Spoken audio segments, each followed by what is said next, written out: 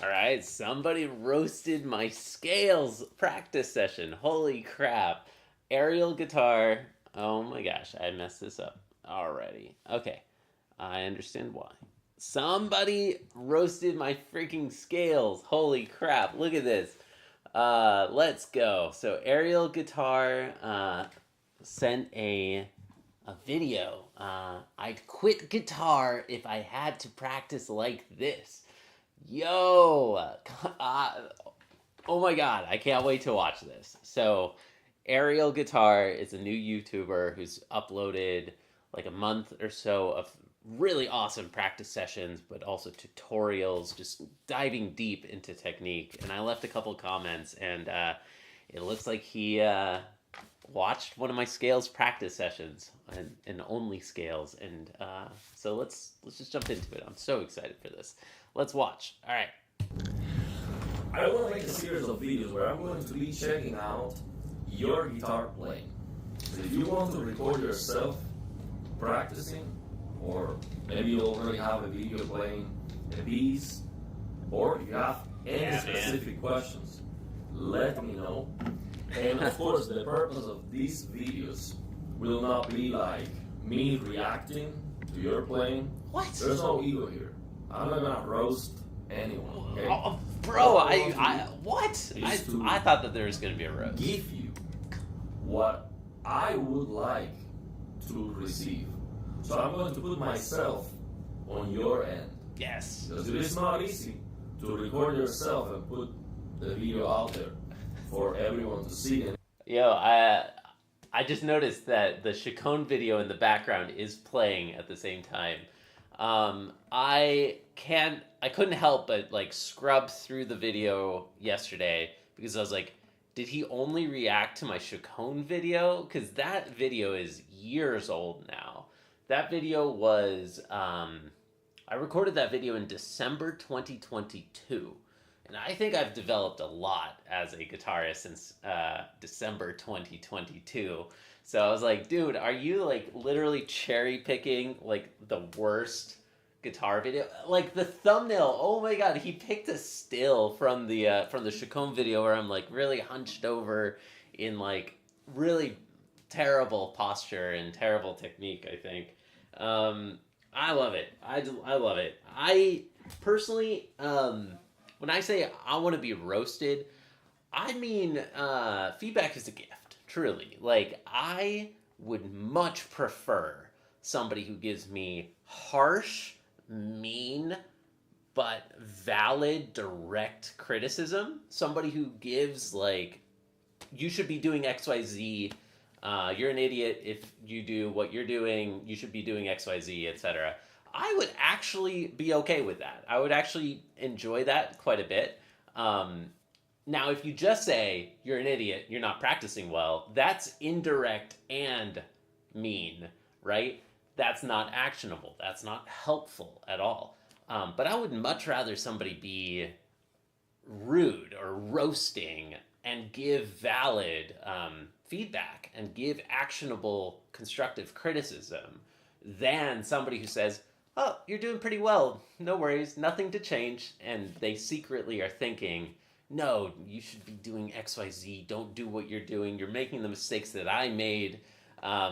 Somebody who withholds criticism or withholds feedback for fear of hurting your feelings, like, that's not helpful. That is worse, in my opinion, than somebody who is like rude and direct. Like rude with good, valid feedback. Now, of course, the best kind of person will give kind and direct feedback. But that takes a special kind of person, somebody who really understands that those are two separate axes. So, anyways, whatever it is, I think I agree with where he's going on this. Constructive criticism, like, I want people to help me out. Like, this is awesome. I didn't pay him anything. Like, I'm getting a free scales lesson. Hell yeah. And you all are too. Let's go. So let's watch this. I'm very excited. Thank you again, Ariel, for this. It's definitely not comfortable to be criticized. So I love it. if you are brave enough to do that, I am putting myself in your position, and what I'm gonna do is to reward you with the best advice, tips, insights that I can give you, so you can improve your guitar playing. So basically, this is such a cool idea. I love this. I love this. This is the reaction content I want on YouTube. This is the guitarist reacts content that I want on YouTube. I want somebody reacting to other people's guitar playing and criticize, just like zone in, like pause on a frame and be like, here, at frame 0, 1, 2, 3, like look at the state of your pinky or something, right? Like, or at this frame, XYZ, I made that problem in the past, and here's what I did to fix that problem for myself. Like practicing XYZ etude was the way that I fixed that problem that I see that you're having. Things like that. I just think that guitar YouTube we could elevate guitar YouTube more if we do things like what Ariel is doing. This is freaking awesome. I apologize. I don't know if it's Ariel or Ariel. I'll find that out at some point. I should have done that before I went live today. But let's go. Let's keep going. You want to improve, and you don't care what it takes. You're willing to put yourself out there just to get that, that knowledge, that boost, or whatever you want to call it. So that's what we're going to be doing on this video. So we're going to be checking out John. He's already a very advanced guitar player. He's practicing here at Chacona from Johann Sebastian Bach. Yeah. If you can play Chacona, it doesn't matter how good you can do it. You've been practicing for many years. So that is to give you some context. I tried to play Chacona in the violin, and I couldn't even finish reading the whole thing because I don't know how to play. I will say, yes, like he's right. The chaconne is very hard.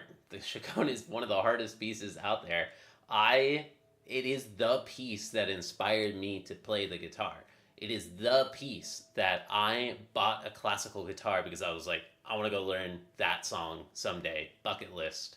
And the video that he's reacting to was fairly sloppy. It was a fairly sloppy video. I did like a basically monthly progress series, and this was take 3. I don't even know. I was probably already a year into, or at least 6 months into learning it at that point. But that one, I posted it to this Facebook group, and there were people who like got so mad. There's like this one like long essay about how I need to stop and restart and play everything from the last measure backwards. And I was like, hey, that's awesome. Thank you. Like, yes, feedback is a gift. Feedback is a gift, everybody. But then the craziest thing is that I'm not going to get into it, but it was a whole forum war that got stirred up, like this whole dramatic story that's so dang funny. Like this video caused a hilarious full weekend of people just like debating whether or not what I was doing was like a worthy thing or not to do. So that video is currently at 9.7 thousand views now. It's my only successful video in that sense. It's my only video that's crossed, I think, 3,000 views. So if we can get to 10,000 on Chaconne Take 3, I want to tell the full story and share a bunch of screenshots. It's the funniest damn story ever. Like the craziest thing, like 48 hours straight of just like, oh my God, like this video caused like a little weird forum war within Facebook. So there's a hilarious story behind this video, and it's a part of the reason that video really got picked up by the YouTube algorithm. So, but I hope that Ariel noticed that there were more. Like, I uploaded much better videos playing the Chaconne, and I could play the whole thing from memory by the end. and it was still sloppy. I was still making mistakes. It still sounded like a hobbyist playing the chaconne, but you know, I did it. I got it to a decent place. I could play it completely from memory, and then I put it away. Someday I'm going to restart it. It is the reason I'm practicing. So we'll get there. We will get there. What's up, Jacques? What's up, Farida? What's up, Malala? Good to see you all. Hope you all enjoy this this different stream. Yeah, somebody roasted me, indeed. I'm looking forward to this. Even though he says he didn't roast me, in the title he said, I'd quit guitar if I had to practice like this. Maybe that's a compliment. We'll see. All right, let's keep going. Having fun with it. So Chacona is next level. Okay, it's like I think it's one of the hardest pieces in the classical guitar repertoire. It's not even made for guitar, but it's an amazing music. It's one of my favorite pieces actually. It's a lot of people's favorite piece of music. Like Tariq Harb, I think that's how it's pronounced. He just posted a photo on some Instagram and YouTube and others, and there's like a piece of music on the wall, and he's like, you know, a framed large piece of music on his wall, and he's like, oh, this is potentially my favorite piece of music. I wonder if anybody can guess. And I was like, I bet it's the chaconne. Before I even like zoomed in and tried to look, I was like, I bet it's the chaconne. And then I zoomed in, I was like, yeah, I think it's the chaconne. And I commented, and yeah, it was the chaconne. My first guitar teacher, he actually studied the chaconne during a Fulbright in Germany, and during a Fulbright scholarship in Germany, and he also had like a framed chaconne on his wall. It is my favorite piece of music. It's a lot of people's favorite piece of music. It's, you know, it is kind of like the white whale, like that a lot of guitarists dream, like someday when I am 50 years old and Andres Segovia approves of me beginning the chaconne, I will learn the chaconne someday. So yeah, mine too, dude. So we're going to check out a practice session where John is just practicing scales. Let's check out the video. So this is a long practice session. I'm not going to watch the whole thing. It's like 50 minutes. Yeah. But I'm going to watch. I wish that he commented that I had already recorded this practice session. I just want that to be clear. Like, let the record show that I recorded this practice session the day before, because that's just what I do, okay, y'all? I just record all my practice sessions, and I stream them on the internet, because this is a practice journal. YouTube is my practice journal, okay? And I happened to record that the day before Ariel posted his video saying, would anybody out there like me to review your scales or review your technique? I have an idea. I was like, yeah, dude, me. And he was like, okay, maybe post a video of you playing scales. I was like, I did one yesterday. So who knows? Maybe this was all planned. This was Ariel's master plan. He was planning on baiting me into to sending him a link to this. But I did not record this knowing that anybody was going to be responding to this video. So I haven't gone back and rewatched that practice session. I don't think it was the most effective, the most efficient practice session ever. We'll see. We'll see how it goes. That's part of it. And I'm going to try to offer my insights. Okay? So let's do that. Okay, let's see what he's practicing in this session. I hope you all appreciate this joke. I wish that he just like commented, okay, only scales. He's got this silly joke that this is his only scale. So this is, welcome everybody to my only scales. It's a practice session where I only practiced scales. This is a 50 minutes long session. Only scales. So let's see what is he focused on. What is that he's trying to do? Let's try to understand that. Let's watch that from the beginning. When he starts playing here. So the first thing I can tell you right away, that metronome For me, maybe Oh no. you're used to it. Oh no. For me, that's a torture. Oh. If I have to listen to that click for 50 minutes, Oh, I don't bro. want to quit the guitar. Bro. Oh my god. See, he says that he's not roasting me, but he is roasting me harder than he even realizes. I think he's getting into the tone. He doesn't like the sound of this metronome.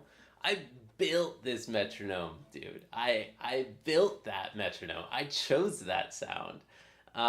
This is so valuable to me. So, for those who don't know, I have an app called Mujo that I'm building. I can't wait to see what else he says.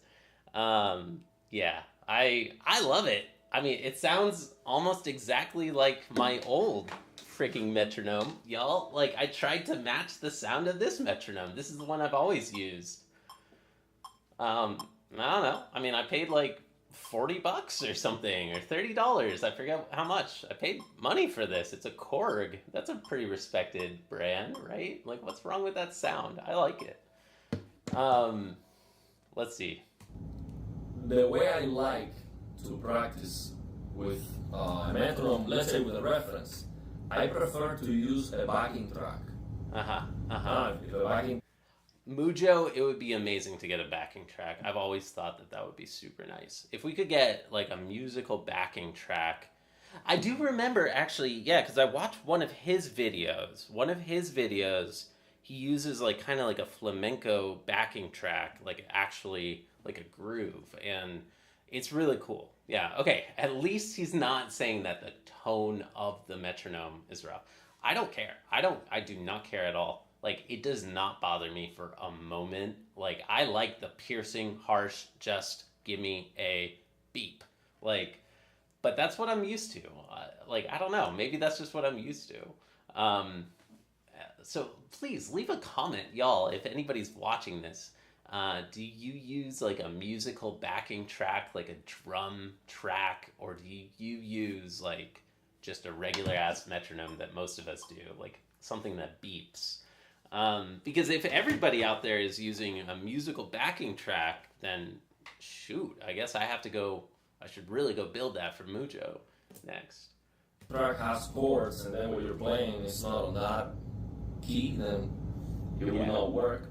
Although you can change the key. If it's not a specific piece. Otherwise, I would use one of these percussion apps out there. So you just want to get a better sound. Because that click, what's wrong with it? I cannot listen to that for like 1 minute. It's like torture, really. Oh my god. Oh. Roasted. Okay, he said he's not gonna roast me. He didn't realize. I built that metronome. Okay. Alright, let's keep going. Practice for 50 minutes with that click. Yep.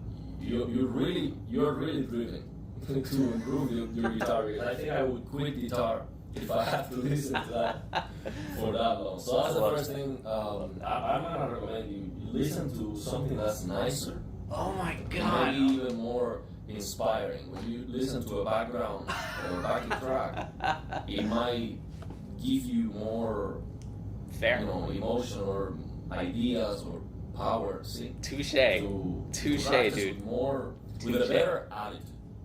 See, because for me, practicing with that click, it's like torturing myself. Oh my god. Oh, okay. I love it. No, I'm feeling motivated somewhat, like y'all, can we like set up like a GoFundMe or a Kickstarter or something to just improve the metronome sounds in Mujo, because I'm burnt out on it. Nobody wants to pay for apps anymore. I'm making no money off of Mujo at all. I'm making more money now off of YouTube and tips on YouTube. Like people like paying to get their name on my guitar than people who are paying for this app. And it's not like it's an okay metronome. It's not just a metronome. It is a practice journal built into the metronome. So it does time tracking, and like that is the feature that's the killer feature. And what I realize is most musicians out there are not nerds about tracking their progress and tracking their like daily practice journal to the degree that I am. I'm an engineer. I worked at big companies in the past, and we were all about data gathering and data analysis and like tracking engagement, tracking, numbers. So Mujo is meant to be like a scientific journal for your music practice, and like the metronome is good enough. But some people, my teacher, think just only uses it as a metronome, and he says it's his favorite metronome and that he loves the sound. I don't know if he's just flattering me as his student or what, but this is just tremendously invaluable info for me right now, as somebody, just trying to get some like real world user feedback for what it's like. But yeah, it's not meant to be a better metronome. It's meant to be a better practice journal. Every pro musician I know just uses paper, and because I've never seen a good practice journal app before, and I think Mujo is the first really, really good one. I mean, there's some others that are okay, but I think Mujo is the first one that's like really good. And so that's what the logo is in the only scales, and that's what the logo is in a lot of my videos. That is the logo of Mujo. It's a metronome with a check mark. It's like a little check mark. So it's a productivity app for musicians, y'all. Do you get it? Do you get it? It's a phone. It's an internet communication device. It's a GPS, phone, internet connection, GPS, all mashed together. It's a practice journal and a metronome together. When I see someone advising to practice with a click like that, it's like that's how you make people quit. If you tell them what you have to do to get good, listen to that. I don't know. So he's just saying, he is saying in general, blanket statement, practicing to a click is not the recommendation for students. I mean, he is saying so far that is his advice, is like practice to something that's not a click. So it's not that he's saying that the specific tone of this click is worse than other ones. Although I think that maybe there is some element of that, because he said like a clash of the key, like having the pitch matching the key of what scales you're practicing or something like that. But yeah, so this is his first tip. His first advice is practice to a backing track. Practice to something musical, like a rhythm. Yeah, okay. I feel it. I think it depends on the type of music you're practicing. And I think that there's a lot of musicians out there, like hundreds of years now, musicians have been practicing to just like a simple, like analog metronome, something that knocks, something that beeps. I don't know. To go, like, he's coming in hot with like a hot take that a lot of musicians out there practice to a beep. And I don't know. I'm a student. That's how I learned, and it works fine for me. Maybe Ariel should learn to practice with a beep. I don't know. Let's keep going. Click for 1 hour every day. That's how you make a student quit, because it's just torture. Yeah. So that's the first thing I'm gonna do. So let's see what's that. Just get used to it. It's good for you. It'll put some hair on your chest, y'all. Practice to a beep for an hour every single day for 4 hours.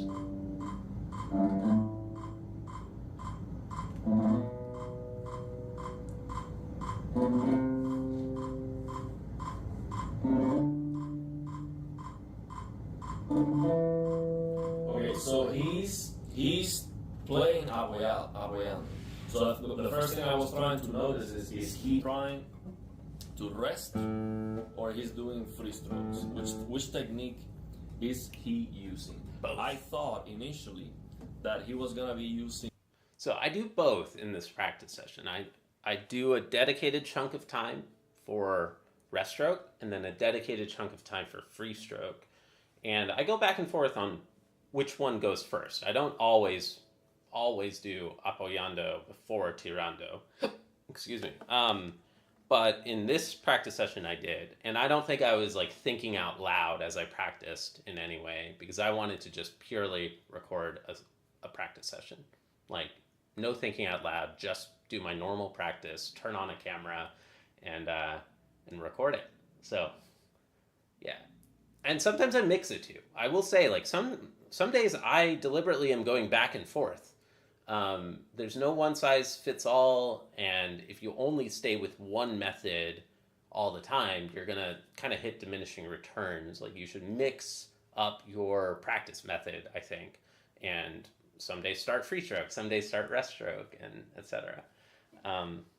Free strokes only, because usually, for some reason, a lot of classical guitarists don't practice rest strokes. There is a misconception that rest strokes sound out of style if What? you are Really? playing. Rest strokes sound out of style?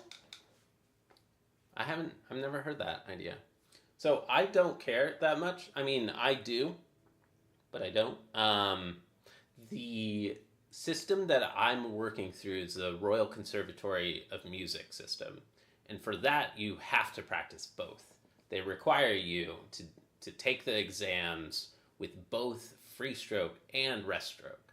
So I've just never had a choice. From the very beginning, like I was like, yeah, I want to go through a structured, a structured system to learn this like really difficult instrument. Okay, teacher, you say I should do both, I'll do both. Like, yeah. I do think that they're both necessary. I think to develop really good technique. Yeah. You know, classical music, Baroque or Bach or something like that, because we think, oh, rest strokes is for flamenco. It sounds too powerful. And there's a lot of people who practice scales with free strokes only. Now, for example, I received classes from Rene Izquierdo, who is one of the best. Super awesome guy. I met him once, and I saw so many great tips on Julia Florida with the student that I really picked up. Really nice guy.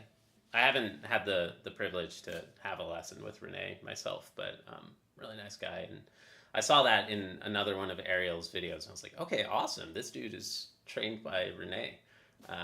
That's awesome. A guitarist in the world, and he is actually very good with rest strokes. But because he no longer plays with his own nails, he's using plastic nails, acrylic nails.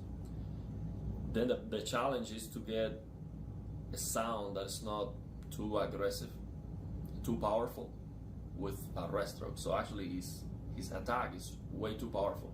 So it is difficult. Really?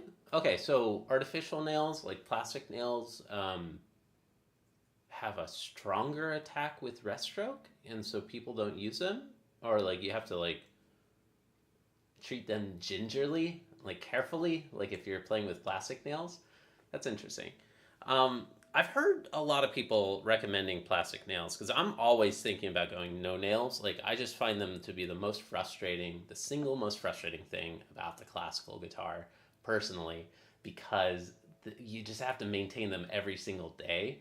Like especially practicing at the level that I'm at. I think that I'm roughly at the conservatory level, like,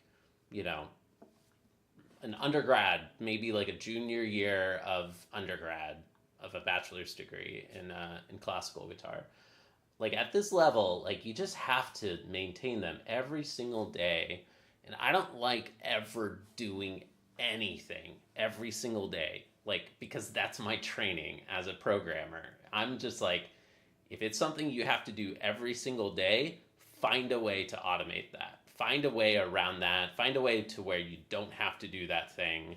Consider if you still get 80% of the value by just like not doing that. And so I'm always thinking like, do I just like take off these nails completely and just start learning no nail technique? My teachers have always been like, no, don't do it. It's not worth it. everybody who goes down that path ends up going back to nails. But yeah, it's so tempting. Nails are very important, and I think that Ariel is about to get into this. Nails are just so important, and having the right shape for nails is super important for your scales.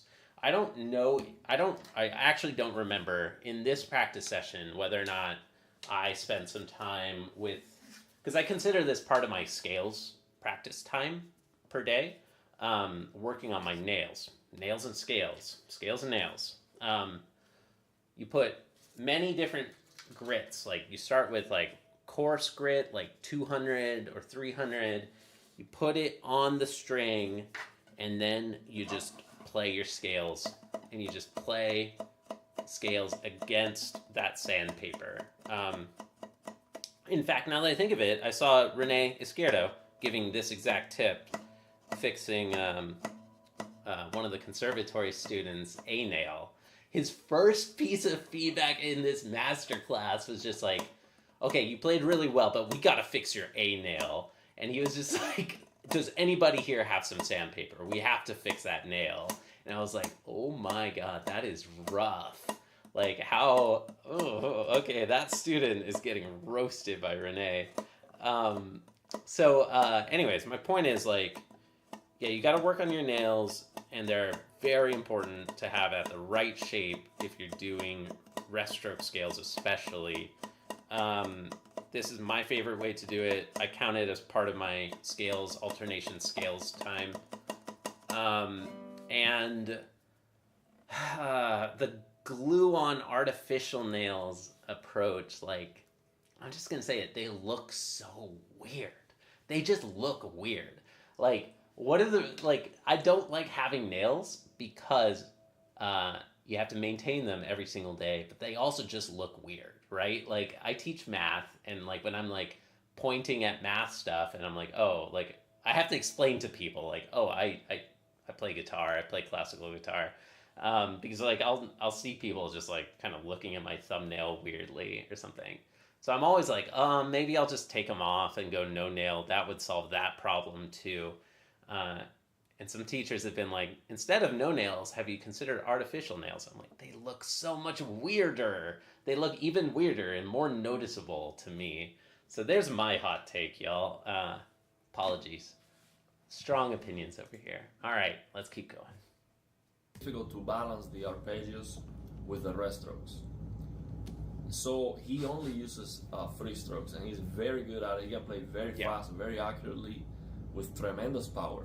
I have heard that like a lot of doctoral level, professional master level guitarists recommend just develop a really great free stroke technique, and you can kind of mimic rest stroke tone with free strokes. I think the first lesson that I did with my professor Christopher Ladd, I'm studying privately with him.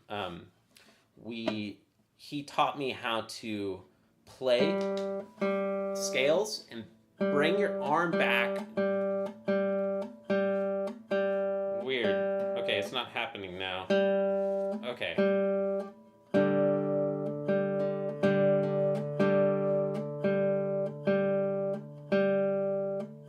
If you're brushing against the string, just push your arm forward just enough to where you're not brushing against the next string.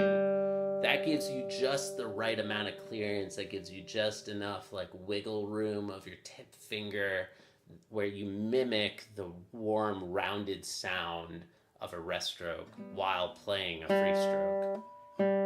That sounds much better than if you're too far forward, you're kind of pulling the string upward and it's vibrating. I don't know. If you pluck upward, it sounds really bright and tinny.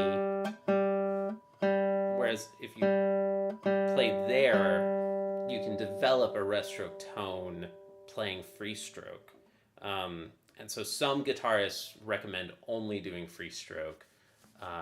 Apparently Rene does. Or at least Rene does that himself. Whether or not he recommends rest stroke for others. I'm sure he teaches rest stroke, but You know what I mean. All right, let's keep going. This is going to be a very long reaction video, I think.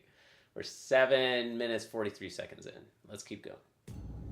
Power that I cannot get that power with my nails. So I think it's because he has the acrylic that makes more sense in that case. But in general, if you have your own nails, you can play rest strokes very softly. And I'm gonna demonstrate that to you. So the rest stroke doesn't mean it has to be aggressive.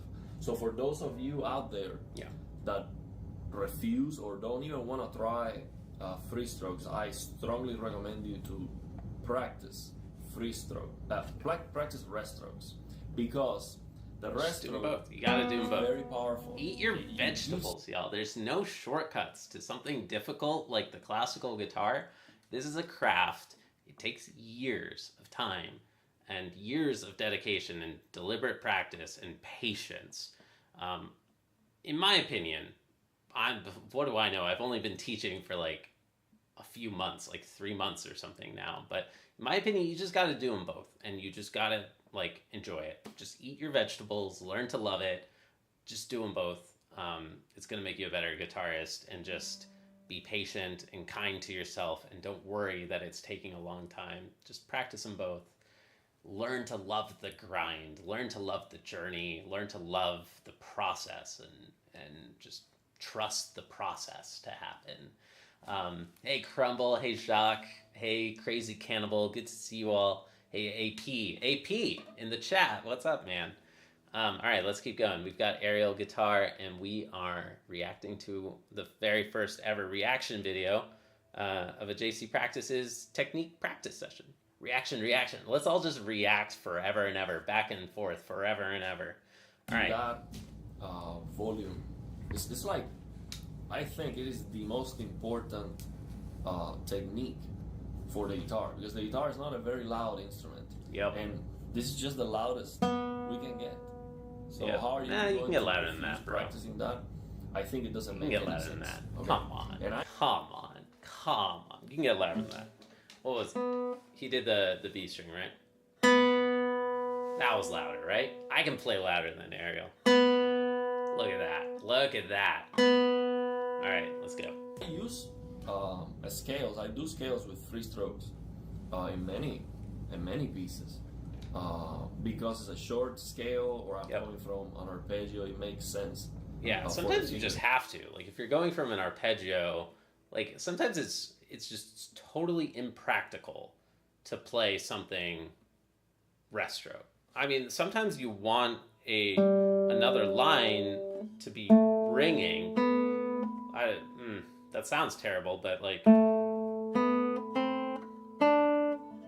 if I want that A to continue ringing while I'm playing C, D or something,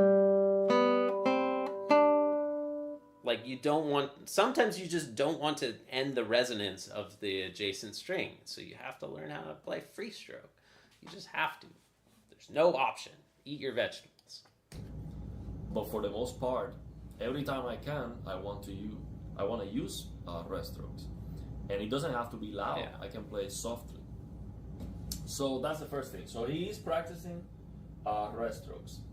Now, what I see is that later he is being too careful. Okay, let's listen to it. Okay. So let's see the way he's practicing in general. But regardless I can of the hear. technique. Oh my gosh. Okay, I almost hit the wrong button. But in that tiny little snippet that because obviously he's pre-watched this video and he's already has some opinions and some points he wanted to talk about. But in that tiny little snippet that he played, I was like, yeah, I'm delayed. I'm off. I wasn't thinking out loud because that wasn't the purpose of this video. But the purpose of this video was, how fast can I move these 2 fingers? Can I get them to hit on the click? And I can't. Like in this practice session, I was deliberately choosing a tempo that's just a hair bit too fast. Like, I can almost get there. Sometimes I can make it. Sometimes I can't.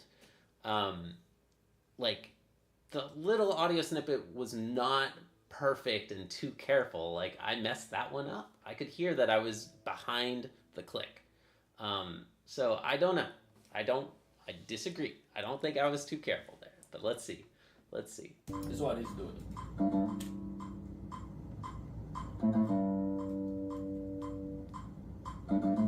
So he's playing. He never commented on only scales. He's playing as a 3 joke. notes. I love Ariel Guitar so far. He's very just like, I'm here for guitar. I don't care about anything else here on YouTube. I care about guitar. And I think that's awesome. We need more of that out here on YouTube. Like, I really like it. I really like his channel so far. I hope you all go subscribe. He's a really cool new creator. He had some old videos a long time ago, but it looks like he's really restarted his channel recently, and really awesome stuff. Go check out Ariel Guitar, Ariel. 1, 2, 3. Okay? Yep. See, the thing is, Da-ka-da. I saw a David Russell masterclass where he recommended to warm up. You practice 2 notes in a row. You can practice 3 in a row. And I think that's a good practice, actually. I remember that day when I practiced that, and David Russell recommended to do that with 3 strokes. I remember that day when I practiced that, actually, it was feeling good. I'm like, yeah, this works. It was like just doing this, doing that, or something similar to what he's practicing. So I don't think that's a bad practice at all. But the thing is, before you go there, you want to make sure that you find the emotion that works the best it can work for you. Because at some point, you're going to have to play more than 3 notes in a row, of course. Okay. I practice scales with the full scale up and down many times, all the time. Absolutely. This was speed development practice. This was speed development and trying to get to a new metronome mark. Because I could play a 3-octave scale 2 notches down from wherever this was. I bet that this was at 92 or maybe 108, depending. Whatever it was, I've been able to do my scales at 88 or so, up and down, fairly consistently. Definitely 84 at least. And I'm trying to get to 92, and it gets sloppy midway through. And so my recent lesson with my teacher, he recommended, which by the way, you can go watch my lessons with my teacher. You can watch my lesson with Chris, where he taught me and recommended to start practicing in short bursts just like this, like the 3 notes at a time method. And I'm like, okay, that's different than what I usually do. Let's try it. Let's see how it goes. And so, yeah, I want to make sure it's clear. I do practice the full scales as well. It's not just 2 notes or 3 notes in a row only. All right, let's keep going. And the problem with start practicing with 3 notes in a row only is that you don't know if the motion you're doing is going to allow you to play more notes, more consecutive notes.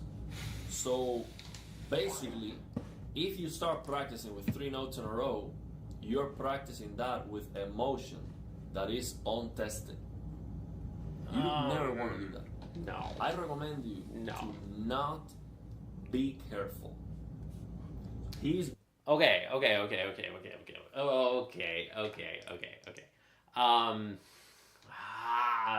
What are my thoughts here? I think he's right. I think I see where Ariel is coming from on this, and I agree with him on this. Let's flip this one. All right, so I think I see where Ariel is coming from on this idea. It's like, don't only practice like 3 notes in a row. Like if a beginner guitarist is just starting to learn scales and just starting to learn C major, like a 2-octave C major scale or a 1-octave C major scale and say that they're at the RCM 1 level or something like that, whatever, it would be pretty, like, it would not be a good idea to recommend to a beginner to only practice 3 notes in a row and then move to 5 and then move to 7. Like, just play the whole scale and get comfortable with it. It's not an untested motion for me, because I know that this motion I've worked on a lot with my teacher, but also at slower tempo, and I know it's the right motion, and I know what motion I'm watching and I'm trying to like look out for and like make sure that during the alternation this doesn't happen, because this is the problem that I'm like trying to solve. Both the middle finger curling like that, but then also just for a second, like you saw my pinky kind of tensed like that.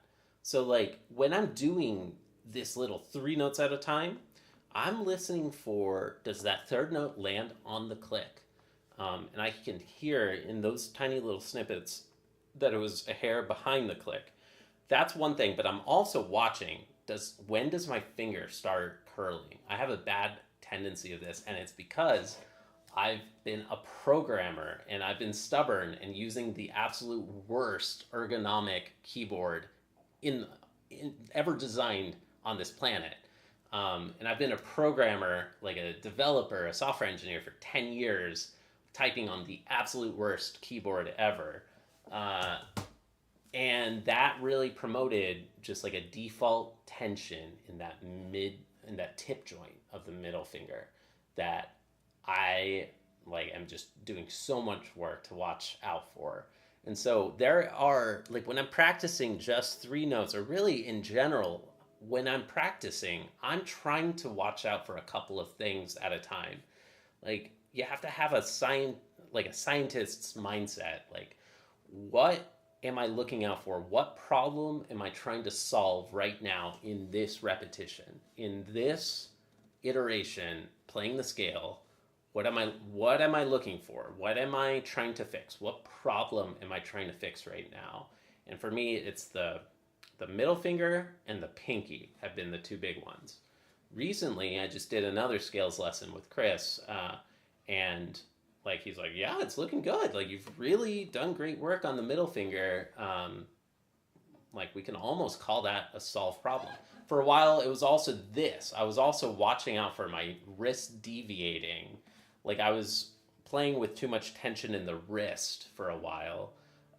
And so that's another thing that in this only scales practice session, I was also trying to stay mindful of, is like the wrist looseness and not deviating. Now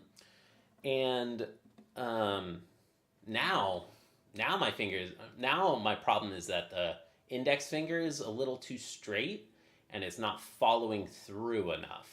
So right now, this week, that's what I'm watching for.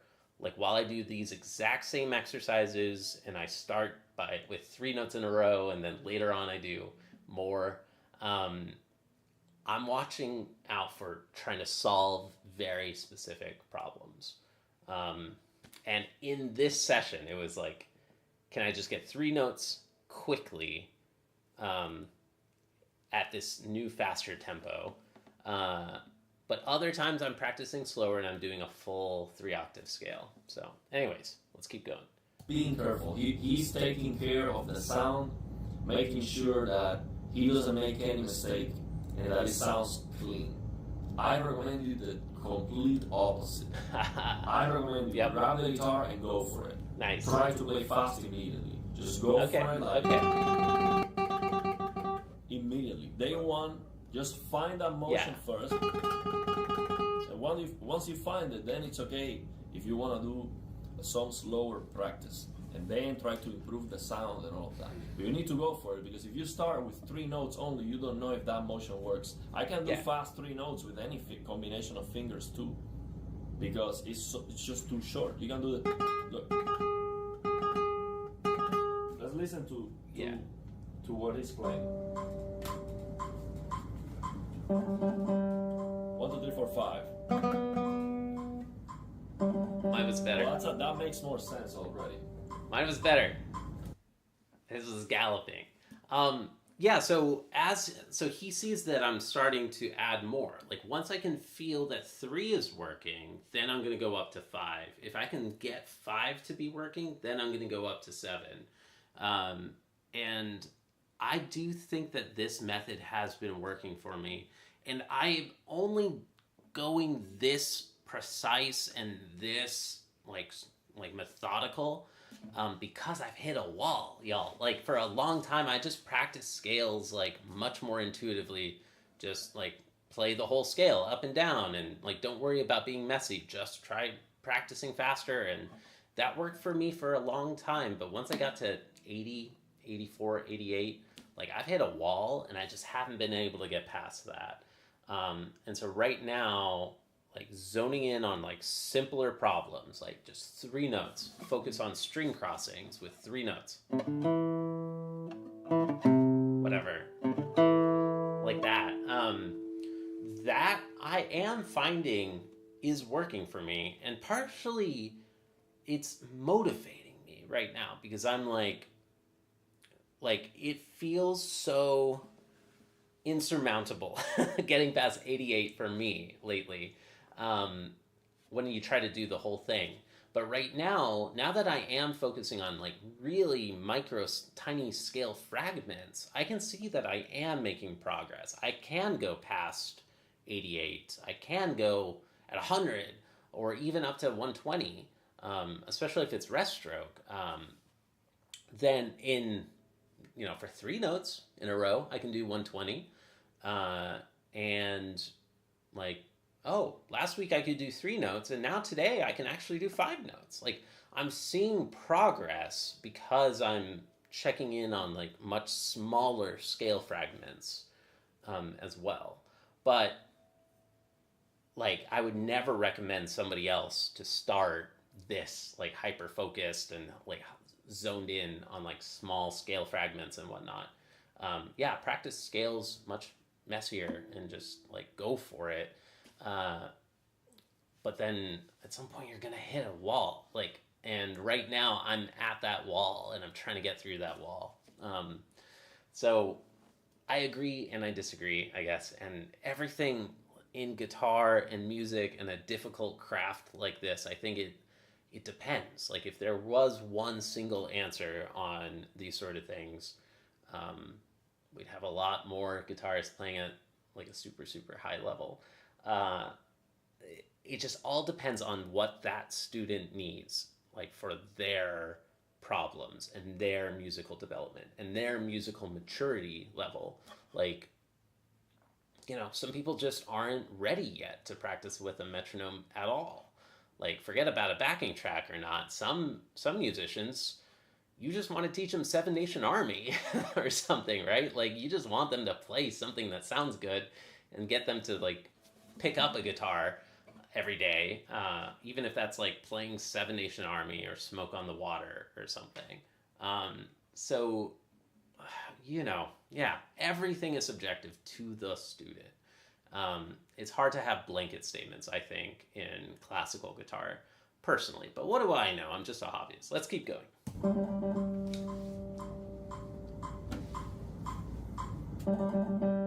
My pinky is tensing. I see it happening there. Like, I should watch my own videos more. Okay. So that makes more sense already. Okay. See? I would start there. See, dude? See, no, yeah, I always used to start there. But it stopped working for me. And it might be because I'm a programmer and I've developed bad habits with typing and other things, or I'm a freaking techie, y'all. Like, I have been just using smartphones way too much since day one. And I used to always hold the phone with a curl. Like, I used to cradle the phone right here. And then one day my teacher's like, you have a tendency to do this. I'm like, no, why? Like, why would I do that? And then one day I was like, oh, shoot. So for me, I used to start 1 or 2 full beats. Oops. right? There's one full beat, like 4/16 and the downbeat, or two beats and the downbeat, like 5 or 9 notes. I used to do that much, but now I am finding that starting a practice session with just 3, feel that working, get that working quickly. Like, it should only take 30 seconds if everything is working right. Just test it at 3 first, feel that it's right, then move on to 5, then move on to 7, then move on to 9. I used to always go 5, 9, and do full measures at a time. But recently, this is super new to me. Like a month ago, I've started doing 3s and 7s, and they're really helping for me personally. Oh my gosh, T-Zoc is, dude, T-Zoc's in the video, in the chat right now. Yo, I'm gonna totally react to this video reaction of a reaction. Bro, let's go, dude. That's exciting. I am excited for that. Look at that. Okay, y'all, this is gonna be fun. Let's all analyze this one random practice session that I had no plans of ever really sharing with anybody. Only scales, 8, 17, 25. Go get my app. No, please do if you want to. That would be hilarious. Like, I think that'd be great. I mean, I think it'd be sick if, like, random people like yourself joined in and gave your own reaction. That was, hell yeah. But what I think would be really cool is if I could get my teacher to react to this as well, or react to my reaction.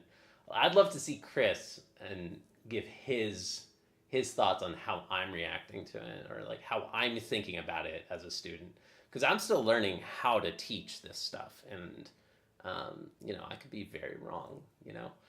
All right, let's keep going. So basically, the 3 notes, you can go back to that, but you want to start with more notes. You want to start 4, 6, 8 notes to make sure that motion works. Now, one thing I noticed, I like odd numbers. I like odd numbers so that they land on the click, right? Like, so that you can land on the click and feel like, are you behind a hair or are you ahead a hair? Like, I want it to land, because if you can play the sound and you don't even hear the beep because you played at that exact same time, like, that's when you're in the pocket and you're actually playing, like, really well in time, like when the metronome kind of disappears, and I'm never there. But sometimes I am. Sometimes the metronome just disappears and I'm like, wow, my time is really good today. Wow, awesome. But yeah, I mean, personally, I love odd numbers, so that, start on the 8th note, like, and a 2, and a 2, or 1E and a 2, or and a 2E and a 3, etc. Hey, Ariel is in the chat. Yo, this is so cool. 88 BPM equals motion doesn't work. I guarantee you can play over 130 in a day with your left hand. 150. I think I might be able to in the left hand, if I'm doing, like, left hand only.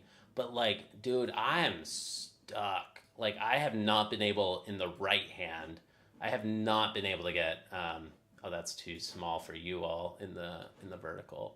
I have not been able to do it in the right hand, like, at all. Like, over 120, like, but I hope so. Like, you would think so. That's what my old teacher said too. He was like, just go for it. Like, play faster. Like, you can get there. I try. It gets sloppy. Like, it really does.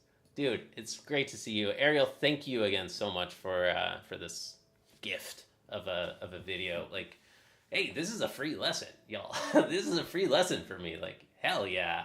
Let's get more people giving me free lessons. That sounds great. As well as a free lesson for everybody else. Like, let's all just talk guitar pedagogy. Like, I think that there's so much cool potential here. I really like what you're doing, Ariel. Really enjoying all your videos so far. Thank you, man. Let's keep going. When he tries to cross the string, there's an issue there. So the thing is, you want to practice in one string. Okay, let me demonstrate this. I mean, you want both, right? Like, you want to practice just on one string so that you can practice just the right hand, but then string crossings is adding an extra dimension of difficulty. So if you can get scales like a 3-note burst working just on one string, that doesn't mean that you're going to be able to do here, because this, even though it's the same string, there's a shift involved, and that's a harder motion. Like, at least it's different than 1, 3, 4 right there. And similarly, here, if you're doing C, D, E, you need to, I mean, I've always been taught that you should shift your arm and kind of push your arm forward to the next string, right? It involves a motion crossing the strings. So you might be able to play a tremolando on one note, 3, 4, whatever, however many notes in a row you want, but then when you add in the right arm shift, that's an extra motion involved in like a technical challenge in the scales, which is so cool. There's so many little micro technical exercises and things that you can practice in scales. Yeah, I love practicing scales, and I love practicing with a metronome, personally. So you want to practice in one string to find that motion. You should. Yeah. But when you cross the string, it's gonna be different. Yep. So you have to also practice that the string crossing. So you want to go for it like this, like he's doing, but you also want to do this. Yeah. Okay. Yeah. I'm not doing that one. Like I'm not doing that one very much. So da da da da da. You're doing kind of like more like an arpeggio. You're using the left hand, aren't you? Yeah.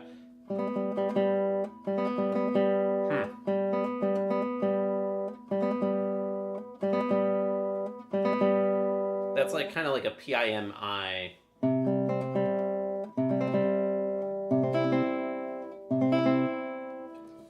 I keep that like string adjacent string again practice. I save that for my arpeggio time personally, just for me. But maybe I'll start mixing it into my scales time. But again, if you only do very carefully, if you only play 4 notes,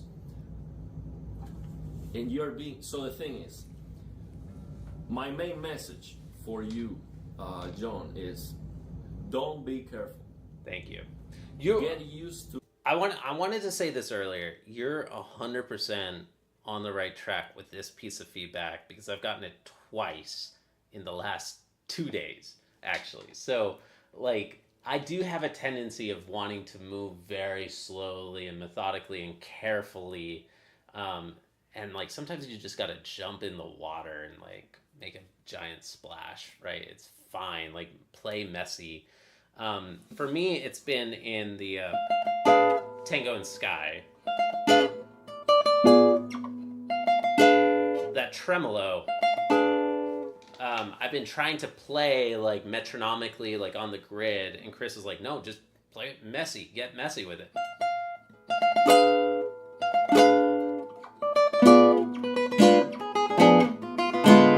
That's still too slow.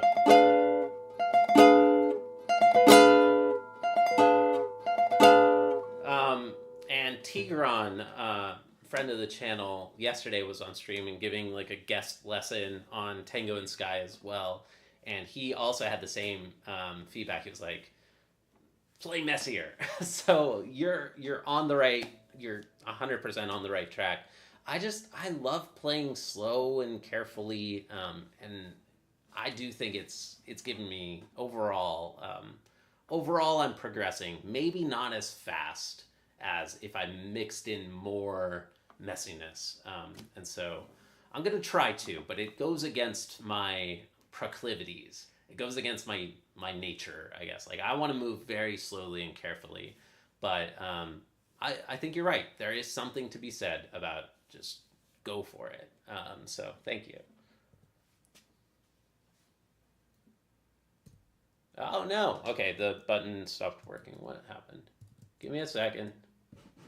Oh, it's spinning. Spinning. What's going on?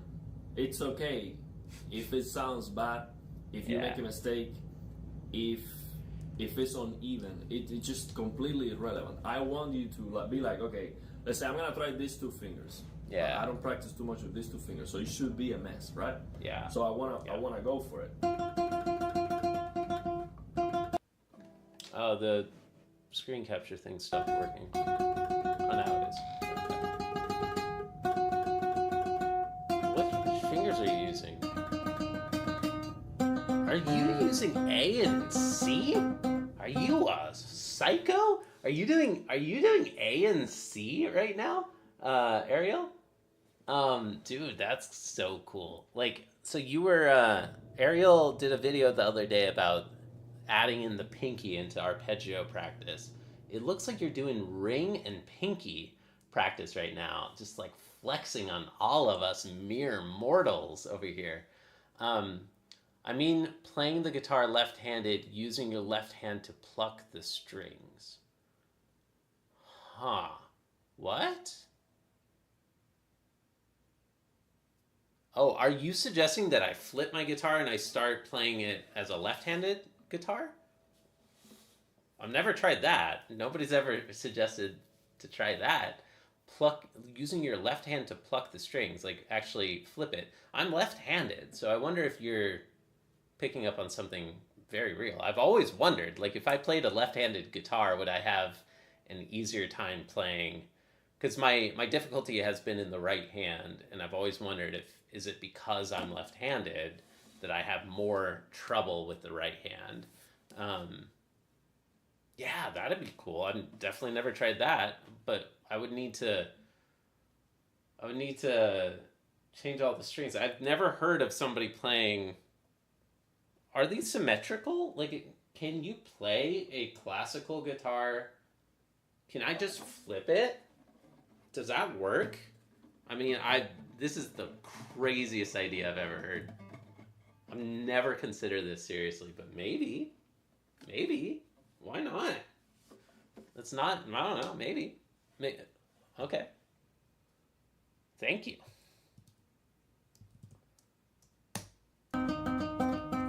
See, it doesn't matter if you make a mistake, if it sounds bad, if it's uneven, you have to go for it. See, like.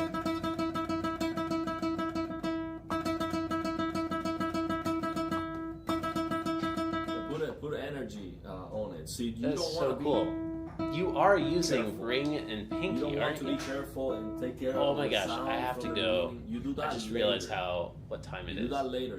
Okay, we find will the resume motion this. first, and then you clean it up. Then Dang. you go Okay, and this video has already lasted way longer than I thought it was going to. We're gonna have to resume and continue this stream later. But y'all, this has been so much fun. Thank you again, Ariel, for this video. This is, yeah, it's an honor. Like, I mean, thank you, dude. Really appreciate this. I'll upload this as one upload, and then we'll finish this one later. We only got halfway through. We got 15 minutes into this video, and I've been ranting for like an hour. Let's go, man. Thank you. All right, cheers, everybody. This has been really fun. We'll probably stream again tonight in like 4 hours, I think. Yeah, absolutely, Crumble. Yeah, always a pleasure. Thank you all for tuning in today. It's always fun, and see you all next time. Thanks for watching. Also, go get my app. My app is called Mujo. That's what the logo is. It is a metronome and a progress tracker. It's like a productivity tool for musicians. So basically, it's like if you could add, where is my regular metronome? I tried to take inspiration from this beep. So it's like as if you put your to-do list and a time tracker added right into the metronome, like right into a simple, traditional, regular metronome. You've got your to-do lists and you have your time tracking in something that feels this simple. That is the goal.